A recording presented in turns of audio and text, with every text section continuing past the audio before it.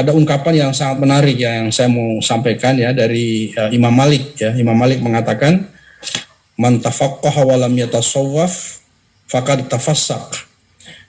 Wa man tasawwaf wa lam yatafaqqah faqad tazandaq.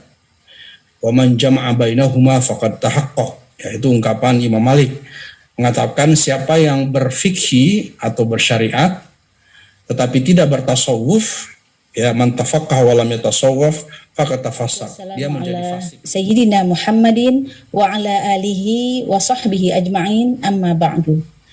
Bapak Ibu jamaah kajian Sahih Bukhari yang dirahmati oleh Allah, puji syukur selalu kita panjatkan kehadirat Allah Subhanahu wa taala.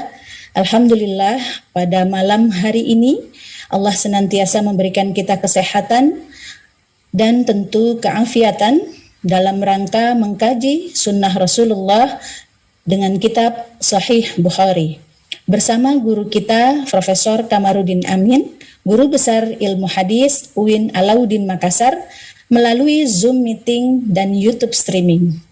Salawat serta salam selalu kita sanjungkan kepada junjungan kita Nabi Muhammad sallallahu alaihi wasallam beserta keluarganya, para sahabatnya, dan insya Allah kita semua yang hadir di sini mengikuti kajian Sahih Bukhari senantiasa selalu mendapatkan syafaatnya di yaumil akhir.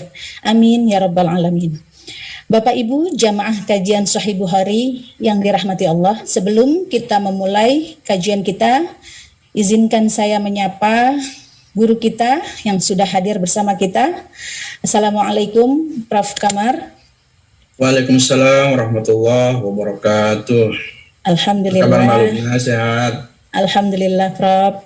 Sehat semua Prof, insya Allah. Mudah-mudahan jamaah kajian Sahih Bukhari senantiasa Allah sehatkan hingga kajian ini sampai tuntas nanti. Bapak Ibu hadirin jamaah kajian Sahih Bukhari yang dimuliakan Allah, kita sebelum memulai marilah sama-sama kita membacakan Ummul Quran. Semoga kajian pada malam hari ini tentunya memberikan hikmah dan manfaat untuk kita semua. Ala hadhihin niyah wa ala kulli niyatin salihah. Al-Fatihah. A'udzu billahi minasyaitonir rajim. Bismillahirrahmanirrahim. Alhamdulillahirabbil alamin arrahmanir rahim maliki yaumiddin. Iyyaka na'budu wa iyyaka nasta'in. Ihdinas siratal mustaqim, siratal ladzina an'amta 'alaihim ghairil maghdubi 'alaihim waladdallin. Amin. Terima kasih Bapak Ibu. Kajian pada malam hari ini memasuki seri kelima dengan tema dakwah Nabi, dakwah Rasulullah kepada Kaisar Romawi. Sebagaimana kita pada seri sebelumnya kita telah mendengarkan kajian guru kita terkait dengan cara turunnya wahyu yang telah disampaikan ada 7 cara bagaimana Rasulullah menerima wahyu dari Allah Subhanahu wa taala. Izinkan saya mengulang kembali kajian seri keempat terkait cara Allah menyampaikan wahyu kepada Rasulullah. Yang pertama, melalui mimpi yang benar dengan cahaya yang terang benderang. Kemudian yang kedua, malaikat membisikkan di jiwa dan hati Rasulullah dan beliau tidak melihatnya. Kemudian yang ketiga, malaikat Jibril menyerupai laki-laki yang kemudian berkomunikasi kepada malaikat, dan terkadang para sahabat menyaksikan proses turunnya wahyu tersebut. Yang keempat, menyerupai bunyi lonceng, dan itu adalah paling berat yang dirasakan oleh Rasulullah. Yang kelima, Rasulullah melihat malaikat Jibril dalam bentuknya yang asli pada saat dia diciptakan dengan membawa wahyu, dan ini terjadi 2 kali. Yang keenam, Allah wahyukan kepada Muhammad saat bermi'raj dan tidak melalui malaikat Jibril. Kemudian yang ketujuh, Allah menyampaikan wahyu kepada Nabi Muhammad seperti Allah mewahyukannya kepada Nabi Musa.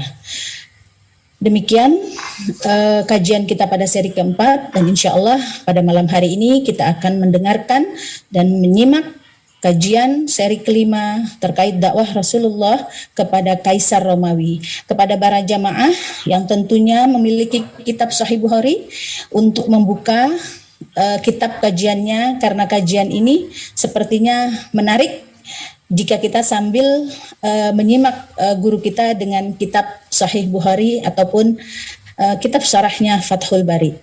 Sekali lagi, terima kasih. Semoga kita dapat menyimak dengan baik. Untuk itu kami persilahkan kepada guru kita untuk menyampaikan kajian Sahih Bukhari pada malam hari ini. Pada Prof. Kamar kami silahkan. Bismillahirrahmanirrahim. Assalamualaikum warahmatullahi wabarakatuh. Alhamdulillahi rabbil alamin. Wassalatu wassalamu ala asyrafil anbiya'i wal mursalin. Sayyidina Muhammadin wa ala alihi wa sahbihi ajma'in.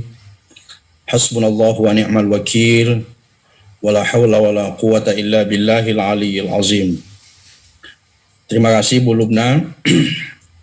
Salam takzim saya untuk seluruh peserta, baik yang mengikuti secara langsung lewat Zoom ini maupun yang menyimaknya lewat YouTube.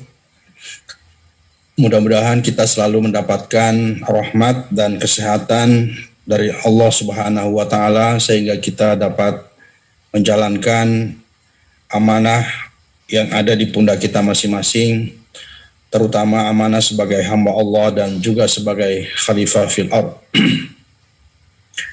Para pecinta sunnah Rasulullah yang saya hormati, sebelum saya membaca hadis Rasulullah Sallallahu Alaihi Wasallam terkait dengan surat Rasulullah Sallallahu Alaihi Wasallam kepada Kaisar Romawi Timur yang bernama Heraklius, saya akan menjawab dulu beberapa pertanyaan yang disampaikan terkait dengan pengajian kita minggu yang lalu.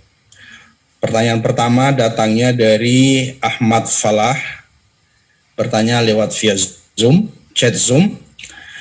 Pertanyaannya begini, ada di kalangan yang katanya sedang memperdalam agama, lalu oleh yang dianggapnya sebagai guru meminta untuk mengikuti Rasulullah, yakni bertahanus, menyepi, kemudian keluarga ditinggalkan. Jika ada yang melarangnya, dianggap tidak mengikuti sunnahnya. Bagaimana pendapat Prof. Kamar terkait dengan hal itu?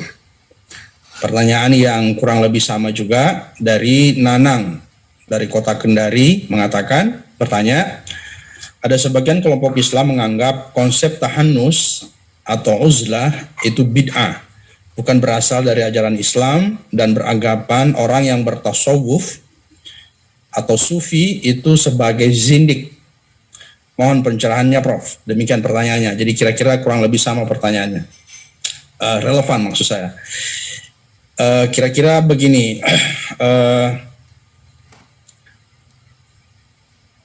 tasawuf adalah salah satu dimensi agama, dimensi Islam yang memiliki basis epistemologis yang cukup kokoh ya, yang cukup kuat. Dan saya kira beberapa minggu yang lalu kita sudah mengkaji bagaimana Rasulullah melaksanakan tahannus di Gua Hiro ya. Jadi tasawuf itu kan sebenarnya adalah dimensi Islam yang bertujuan untuk tazkiyatun nafs ya. Tazkiyatun nafsi wa mura'at darajatal ihsan. Jadi upaya untuk membersihkan jiwa, membersihkan hati, kemudian menjaga kualitas atau derajat ihsan seseorang, akhlak, dan bertujuan untuk kebahagiaan abadi ya. Ya Bapak Ibu yang saya hormati, praktek yang dilakukan Rasulullah pada saat menjelang beliau mendapatkan wahyu dari Allah Subhanahu wa Ta'ala, beliau bertahanus, melakukan kontemplasi, melakukan review total terhadap apa yang selama ini beliau lakukan, kemudian melakukan refleksi terhadap dinamika sosial keagamaan yang terjadi di tengah-tengah masyarakat. Ya, saya kira itu salah satu contoh ya praktek yang dilakukan oleh Rasulullah. Sehingga tentu kalau ditanya apakah bertahanus itu boleh, ya contohnya ada, jadi itu sunnah Rasulullah. Tetapi jangan lupa bahwa kita ini sebagai umat Islam, sebagai hamba Allah, tentu banyak tugas-tugas yang lain yang harus kita laksanakan ya. Rasulullah sendiri setelah turunnya wahyu itu tidak lagi melakukan tahanus. Beliau sering melakukan i'tikaf ya di masjid, terutama pada bulan suci Ramadan, terutama pada 10 terakhir atau pertengahan bulan suci Ramadan, beliau selalu melakukan i'tikaf. Jadi tidak lagi melakukan tahanus. Kalau contoh-contoh yang dilaksanakan oleh tokoh-tokoh sufi, katakanlah misalnya Al-Ghazali, beliau juga melakukan tahanus atau melakukan penyepian, itu juga setelah melakukan atau mempersiapkan bekal untuk keluarganya. Jadi tahanus tidak berarti bahwa lari meninggalkan hiruk pikuk kehidupan duniawi, kemudian lari dari tanggung jawab juga begitu. Jadi harus ada keseimbangan ya. Jadi tanggung jawab duniawi, tanggung jawab sebagai keluarga itu tidak bisa juga dilupakan. Jadi harus dipersiapkan semuanya. Kemudian ya saya kira sekali lagi bahwa Rasulullah telah mencontohkan itu, dan pada masa sahabat juga kita tahu ada kelompok yang disebut dengan Ahlus Suffah ya, dan terutama setelah kondisi politik umat Islam pada saat itu, pada masa kekhalifahan Utsman dan Ali, itu terjadi kondisi politik yang kurang bagus. Banyak sahabat yang melakukan atau menarik diri dari hiruk pikuk itu, kemudian melakukan kontemplasi ya, melakukan penyepian, fokus ya, dan ini bisa kita lihat dari sahabat-sahabat Nabi yang mempraktekkan itu ya. Kemudian dilanjutkan oleh tabi'in yang sangat terkenal, itu ada Hasan al-Basri dan juga bersama Sufyan ats-Tsauri ya, itu pada masa tabi'in. Kemudian beberapa abad kemudian, mulai dari abad ketiga kita sudah menyaksikan tokoh-tokoh sufi juga yang begitu banyak muncul ya. Ada Rabi'atul Adawiyah misalnya dengan konsep mahabbah ya, ada Zunnun al-Misri, ada Abu Yazid al-Bustami, kemudian ada Al-Hallaj ya, ada Ibnu Arabi, ada Junaid al-Baghdadi, ada Al-Ghazali, dan seterusnya dengan konsep tasawufnya masing-masing ya. Intinya adalah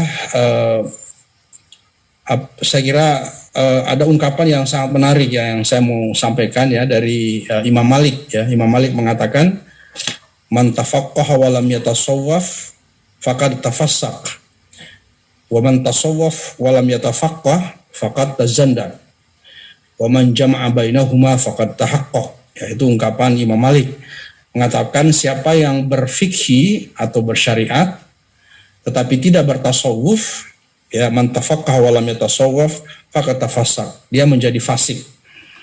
Artinya dia melaksanakan syariat saja tapi tanpa memperhatikan sisi-sisi esoteris ya, sisi-sisi substansi hakikat daripada agama itu sendiri. Maka menurut Imam Malik mereka itu adalah menjadi fasik. Sebaliknya kalau bertasawuf ya tetapi tidak bersyariat, wa man tasawwaf wa lam yatafaqqah faqad tazandaq. Kalau sebaliknya bertasawuf tetapi meninggalkan syariat, maka dia menjadi zindik ya. Wa man jama'a bainahuma faqad tahaqqaq. Dan barang siapa yang mengumpulkan keduanya, artinya dia berfikih, bersyariat, kemudian bertasawuf, maka mereka telah mencapai hakikat ya. Jadi disinilah juga intinya sebenarnya moderasi juga ya, moderasi beragama. Jadi bertasawuf tapi tidak meninggalkan syariat, atau bersyariat tapi tidak mengabaikan sisi-sisi esoteris ya, substansi, atau terus melakukan penyucian diri, penyucian jiwa, penyucian hati, dan itu merupakan dimensi ajaran agama yang tidak bisa ditinggalkan. Oleh karena itu kita Ahlussunnah wal Jamaah merujuk kepada tokoh sufi yaitu Junaid al-Baghdadi dan Imam Al-Ghazali ya. Ini kedua tokoh yang bersyariat dan juga bertasawuf ya. Mereka tidak meninggalkan syariat, mereka ahli syariat juga sesungguhnya. Mereka itu ahli dalam syariat. Misalnya kita kenal Junaid al-Baghdadi misalnya. Junaid al-Baghdadi ini gurunya namanya Abu Tus al-Kalbi. Ini adalah murid langsung dari Imam Syafi'i. Jadi beliau mazhab Syafi'i. beliau sangat ahli sekali dalam bidang fikih. Dia faqih juga. Jadi dia sufi dan dia faqih, Junaid al-Baghdadi. Kemudian meskipun demikian misalnya kita kenal Al-Hallaj yang juga sangat terkenal. Al-Hallaj ini sebenarnya juga belajar syariat awalnya ya. Jadi beliau itu murid Junaid al-Baghdadi sebenarnya. Ya kalau kita membaca sejarahnya, Al-Hallaj ya tokoh sufi yang sangat terkenal, yang sangat monumental dalam sejarah, yang sempat dieksekusi, ya dieksekusi mati, digantung setelah dipotong kaki dan tangannya karena dia melakukan praktek-praktek sufi yang oleh kaum muslimin saat itu dianggap menyimpang ya. Jadi misalnya dia mengucapkan kalimat-kalimat syatohat ya. Syatohat itu ungkapan-ungkapan para sufi ketika mengalami ekstasi ya, ketika mengalami sebuah pengalaman yang sangat unik yang tidak biasa bagi masyarakat umum, sehingga beliau dieksekusi ya. Dan itu juga atas rekomendasi Junaid al-Baghdadi sebenarnya gurunya. Sehingga Junaid al-Baghdadi mengatakan Al-Hallaj itu secara syariat dia salah, secara hakikat Allahu a'lam begitu. Jadi kira-kira poin saya bahwa kita tidak boleh meninggalkan syariat ya. Ketika ingin bertasawuf, ketika ingin bertarekat, maka syariat tidak bisa ditinggalkan. Kata Junaid al-Baghdadi bahwa tarekat kita adalah tarekat yang sesuai dengan Al-Quran dan As-Sunnah. Ketika bertentangan dengan Al-Quran dan As-Sunnah, maka itu bukan jalan yang kita tempuh ya. Jadi itu bukan cara-cara kita beragama. Jadi sekali lagi tidak ada alasan, tidak boleh sama sekali kita meninggalkan syariat dengan alasan kita sedang bertasawuf, dan ajaran tasawuf juga sebenarnya tidak demikian ya. Itu pertanyaan dari Ahmad Falah dan Bapak Nanang Kendari. Kemudian penanya berikutnya ada Pak Najamuddin dari Sidoarjo yang memberi tafsiran tentang bolan ya. Wajadaka bolan fahda ya, di ayat lain juga beberapa kata-kata dol disebutkan ya. Kalau kemarin atau minggu lalu saya menyampaikan sebuah pendapat yang mengatakan bahwa wajadaka bolan itu mungkin salah satu pemahamannya ketika Nabi melaksanakan kontemplasi atau sedang bertahanus di Gua Hira. Beliau waktu itu belum menerima syariat. Jadi beliau masih bingung. Jadi bukan dol dalam pengertian sebaliknya dari hidayah ya. Jadi kata-kata dol untuk Nabi di dalam Al-Quran itu tidak berarti sesat, lawan daripada tidak mendapatkan hidayah. Tapi banyak penafsir yang menafsirkan bahwa dol di situ berarti bingung ya. Salah satu contohnya pada saat Nabi di Gua Hira, beliau melakukan tahanus, melakukan refleksi total terhadap keadaannya, terhadap keadaan alam, terhadap penciptanya, tetapi bingung, belum melaksanakan syariat karena syariatnya waktu itu belum turun, dan Nabi juga tidak pernah belajar syariat kepada tokoh-tokoh agama, misalnya Noval ya, yang pada saat itu cukup populer sebagai tokoh agama Kristiani. Jadi sekali lagi bahwa dol tidak berarti sesat sebagaimana lawan daripada kata hidayah. Jadi banyak sekali penafsiran-penafsiran, kita bisa membaca kitab-kitab tafsir sebagai rujukan ya terkait dengan kata-kata dol itu. Kemudian dari yang terakhir penanya dari Ikhwan Kapai Kota Kendari lagi ini, apakah Waraqah bin Naufal termasuk sahabat?